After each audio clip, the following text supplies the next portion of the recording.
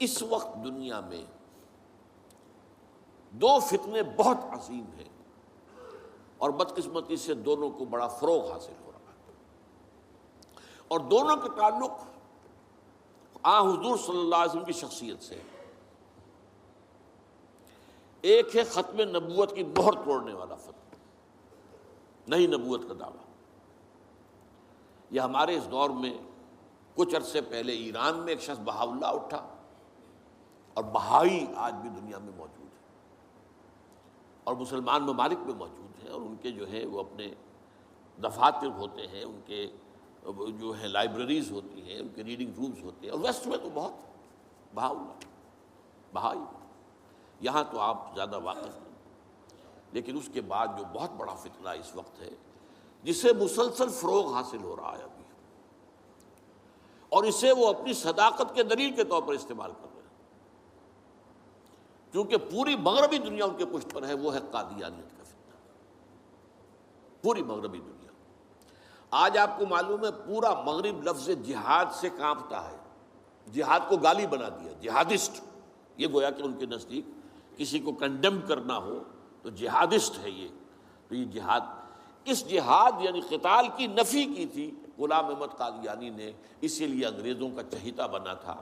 اس لیے کہ ظاہر بات ہے کہ ہندوستان میں انگریز آ تو گیا تھا، لیکن اس نے یہ نوٹ کر لیا تھا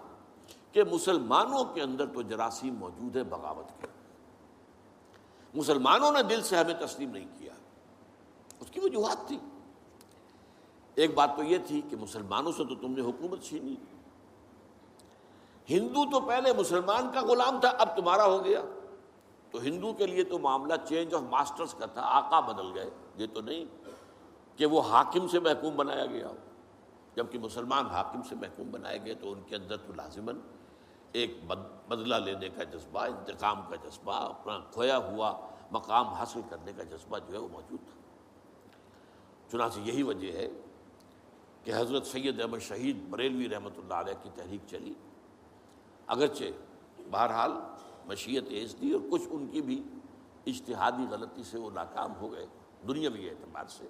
بالا کوٹ میں شہید ہو گئے، لیکن یہ ہے کہ اس نے ایک سور پھونک دیا تھا مسلمانوں کے اندر جہاد کا۔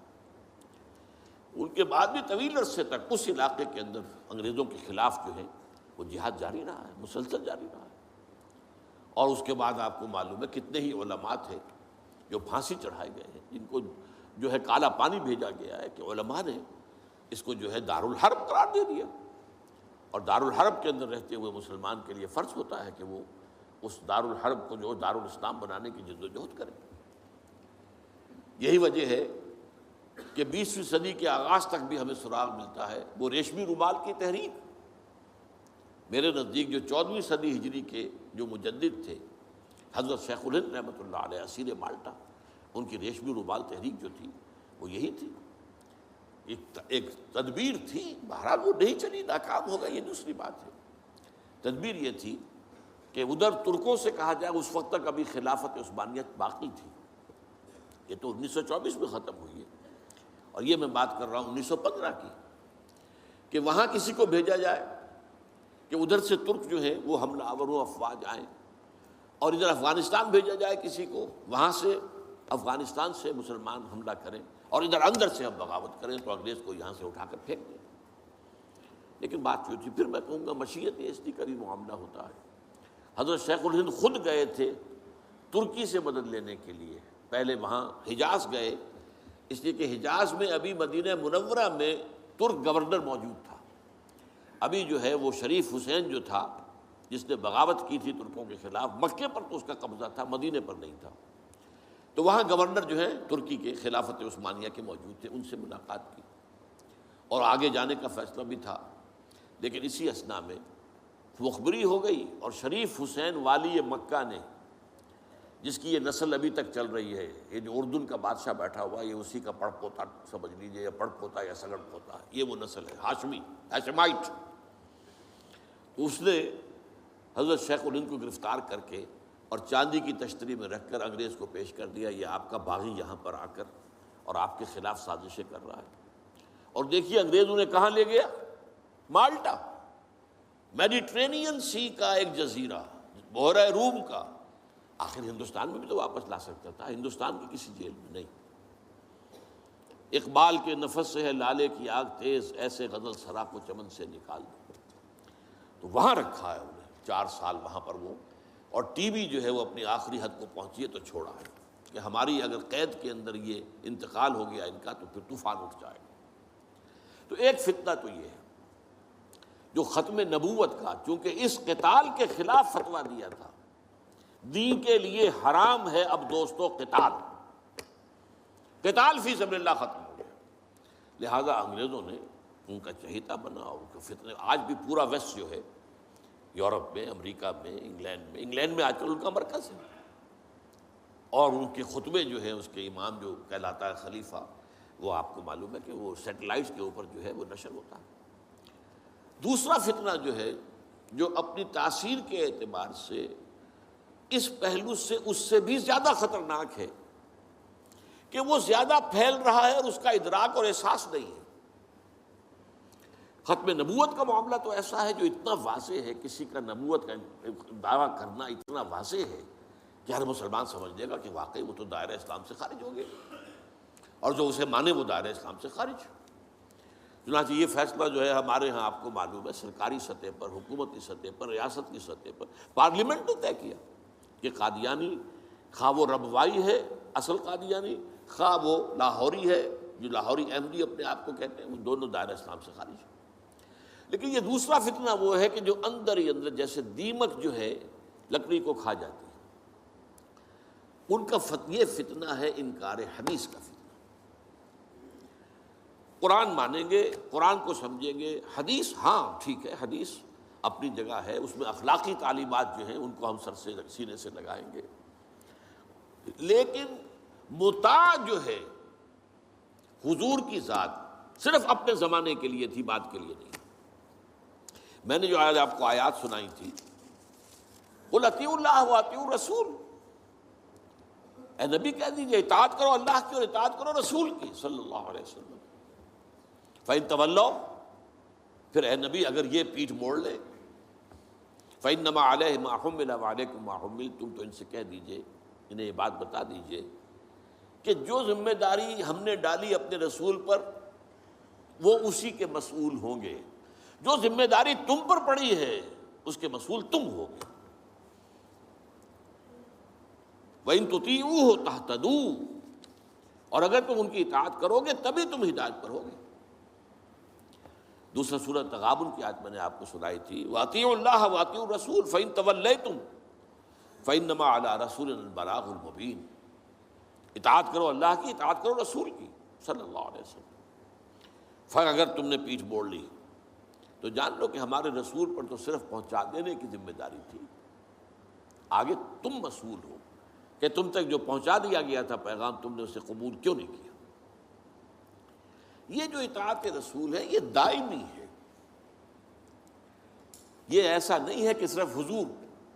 اس کے لیے الفاظ استعمال کر دیتے ہیں۔ وہ مرکز ملت اپنے دور میں اپنے زمانے میں مرکز ملت تھے محمد صلی اللہ علیہ وسلم، لہٰذا امیر جماعت کی حیثیت سے، امیر ملت کی حیثیت سے ان کا حکم مانا جانا ضروری تھا۔ لیکن آئندہ تو جو بھی امیر ہوگا، جو بھی مرکز ملت ہوگا، جو بھی حکومت بنے گی، جو بھی مسلمانوں میں حاکم ہوگا، ان کی اطاعت فرض ہے۔ اور یہ فتنہ اس تیزی سے پھیلا ہے، اس تیزی سے پھیلا ہے، اس لیے کہ شریعت کی بہت سی پابندیاں ان لوگوں نے اسی حوالے سے حدیث کو اٹھا کر پھینک دیا۔ پردہ کوئی شے نہیں ہے، کوئی خاص شے نہیں ہے، پردہ جو ہے یہ تو ایک خاص دور کا کلچر تھا بس۔ اب قرآن مجید کی آیات کی جو ہے وہ غلط تعویلیں کر رہے ہیں، ترجمے غلط کر رہے ہیں۔ اب عام آدمی جو ہے، عام جدید تعلیم یافتہ آدمی جو ہے، اسے کہاں عربی کا پتہ ہے، وہ اسے کہاں پتہ چلتا ہے کہ یہ جو آیت کا ترجمہ کیا جا رہا ہے یہ غلط کیا جا رہا ہے، ٹیڑھا کیا جا رہا ہے۔ یہی آیات کے ترجمے میں تحریف قادیانیوں نے کی ہے۔ ان کا ایک عام مبلغ اور ان کے زیر اثر کوئی شخص آئے آپ سے بات کرے، آپ ہکا بکا رہ جائیں گے، وہ آیتوں پر آیتیں پیش کرے گا لیکن ترجمے اس کے غلط کر رہے ہیں۔ آخر وہی آیتیں ہیں جو 1400 برس تھے مسلمان جو ہیں صحابہ سے لے کر اور ہمارے دور تک علماء پڑھتے آئے ہیں، ان کا ترجمہ انہوں نے کیا۔ تو یہاں پر بھی یہ ہے کہ وہ تعویلیں غلط کرتے ہیں، اور ایسی ایسی تعویلیں کہ ذرا سے بھی عقل اگر ہوتا کیا ہے، انسان کی مت ماری جاتی ہے۔ کسی خاص معاملے میں آپ کسی شخص سے متاثر ہو گئے، اب اس کی ہر بات آپ قبول کرتے جائیں گے، اس پر جو ہے تنقیدی نگاہ نہیں ڈالیں گے، یہ کمزوری ہے۔ چنانچہ ایسی ایسی تعویلیں بھی ہیں کہ یہ قرآن مجید میں جو آیا ہے کہ چور مرد ہو یا عورت ہو جو ہاتھ کاٹ دیے جائیں، اس کا مطلب ہاتھ کاٹنا نہیں ہے، تو مولویوں نے خامخواہ غلط بات سمجھی ہے، تو بڑا وحشیانہ فعل ہے۔ اس کا مطلب یہ ہے ہاتھ کاٹ دو، جیسے کہ کبھی والدین کہتے ہیں اپنے بیٹے، بیٹے تم نے تو ہمارے ہاتھ کاٹ دیے، یعنی کوئی معاملہ ایسا ہے کہ تم نے ایسی بات کر دی ہے کہ اب ہمارے پاس کچھ نہیں رہا، کوئی چارہ کاری نہیں، تو گویا کہ تم نے ہمارے ہاتھ کاٹ دیے۔ تو ایسا معاشرہ پیدا کر دو کہ چوری کی ضرورت ہی نہ ہو، بس یہ ہے ہاتھ کاٹ دینا، معاذ اللہ۔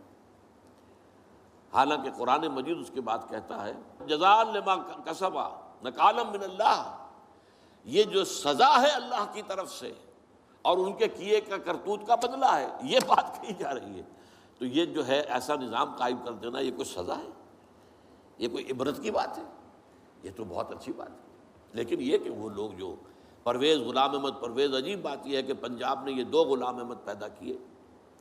غلام احمد قادیانی، غلام احمد پرویز، ایک نے مہر ختم نبوت کو توڑا اور ایک نے حدیث کے بارے میں اور مستقل طور پر سنت رسول کو شریعت کے بنیاد ہونے کی حیثیت سے چیلنج کر دیا۔ اور یہ فتنہ میں آپ سے عرض کر رہا ہوں، آج چونکہ جیسے قادیانیوں کو پوری مغرب کی سپورٹ ہے، ایسے اس فتنے کو بھی، کیونکہ وہ کلیش آف سویلائزیشن میں اسلامی تہذیب کو ختم کرنے کے درپے ہو گئے ہیں، اور اسلامی تہذیب کا اور شریعت کا دار و مدار اکثر و بیشتر تو حدیث پر ہے، سنت پر ہے، لہٰذا وہ دین کی جڑ کاٹنے کے لیے یہ جو انکار حدیث کا فتنہ، یہ استخفاف حدیث کا فتنہ ہے، اس کو سپورٹ کر رہے ہیں۔ اور رینڈ کارپوریشن کی جو سفارشات ہیں ان میں شامل تھا یہ کہ ایسے ماڈرنسٹ کہ جو اسلام کی ایسی تعبیریں کریں جو ہماری تہذیب کے ساتھ مماثل ہو جائیں، تو ان کو سپورٹ کیا جائے، اور انہیں خاص طور پر الیکٹرانک میڈیا پر انہیں ایکسپوجر دیا جائے، اور آج یہ ہو رہا ہے پاکستان میں بڑے پیمانے پر۔ تو یہ جو ہے اس اعتبار سے آج زیادہ ضرورت ہے